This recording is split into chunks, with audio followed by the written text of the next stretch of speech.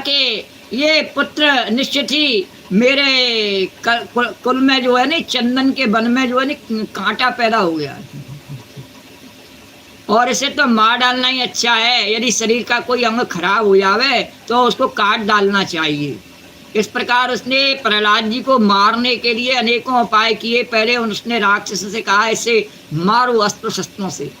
उन्होंने अनेकों प्रकार से प्रहलाद जी को तलवार से, भालों से मारने की कोशिश की, पर वो भगवान की गोद में ही बैठे हुए थे। प्रहलाद जी तो सब अस्त्र शस्त्र भगवान ने अपने ऊपर सहन कर लिए, प्रहलाद के ऊपर कोई असर हुआ नहीं। फिर उसने उन्हें पर्वतों के नीचे दबा दिया, समुद्र में फेंकवा दिया, आग में जलवाया। अनेकों प्रकार से आग में जलवाने की कथा सब जानती हैं। किस प्रकार से उसने अपनी बहन होलिका को बुलाया और प्रहलाद जी को बिठा दिया और कहा कि होलिका से तुम्हारे पास में ऐसा वरदान है कि तू जलती नहीं है। उसके पास में एक शंकर भगवान ने उसे एक चादर दी थी, जिसे पहन करके वह ओढ़ करके बैठ जाती अग्नि में, तो जलती नहीं थी। लेकिन जो भगवान के विरोध में चलता है नहीं, उसके प्रति कोई वरदान काम में आता नहीं। भगवान शंकर का भी वरदान उसके काम में आया नहीं। क्यों नहीं आया? कि भगवान ने एक छोटे बालक का वेश बनाए करके और उस होलिका की चादर को चुरा लिया। वो चोरी में बड़े निपुण है भगवान, तो उन्होंने चुरा लिया और उसकी जैसी एक नकली चादर रख दी, और वह चादर ला करके उसके पीताम्बर बनाए करके उस चादर के और धोती बनाए करके प्रहलाद जी को पहना दिए। बोले इन्हें तुम पहन लो बेटा। और प्रहलाद जी ने वो पहन दिए, और होलिका ने देखा हाँ मेरे जैसे कपड़े पहन करके आया, चादर ओढ़ करके बैठ गई। अब वो नकली चादर थी उसकी, वह जल गई। प्रहलाद जी के पास में तो असली चादर के बने हुए कपड़े थे, तो वो जले नहीं। और इस प्रकार से किसी भी प्रकार से प्रहलाद जी मरे नहीं।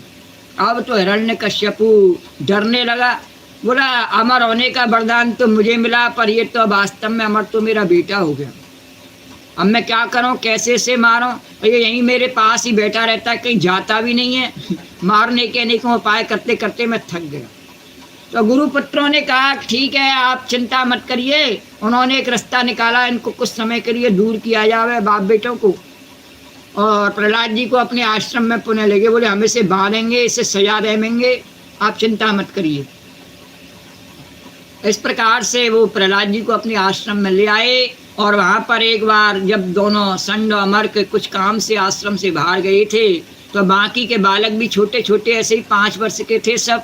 उनमें भी कोई राग द्वेष नहीं था बालकों में। उन्होंने बड़े निष्कपट भाव से प्रहलाद जी से पूछा कि अरे प्रहलाद जी, आप तो जो है अपने पिता के सामने इस प्रकार निर्भय होकर खड़े रहते हैं, ऐसी आप में कौन सी शक्ति है? आओ हमारे साथ में खेलो, कुछ हमारे साथ में बात करो। प्रहलाद जी ने कहा तुम डरो नहीं, तुम मेरे पास आ जाओ, मैं तुम्हें बताता हूँ। और प्रहलाद जी ने उन्हें बताने लगे। क्या बताने लगे प्रहलाद जी? सिया राम जानकी बैठे हैं मेरे मन में, सिया राम जानकी बैठे हैं मेरे सीने में, सिया राम जानकी बैठे हैं मेरे सीने में। देख लो मेरे दिल के नगीने में, देख लो मेरे दिल के नगीने में, सिया राम जानकी बैठे हैं मेरे सीने में। कुछ देर पहले प्रहलाद जी का भावनात्मक रूप से हनुमान जी के साथ में सत्संग चल रहा था, तो उसी को वो गाने लगे। सिया राम जानकी बैठे हैं मेरे सीने में, देख लो मेरे दिल के नगीने में, देख लो मेरे दिल के नगीने में, सिया राम जानकी बैठे हैं मेरे सीने में।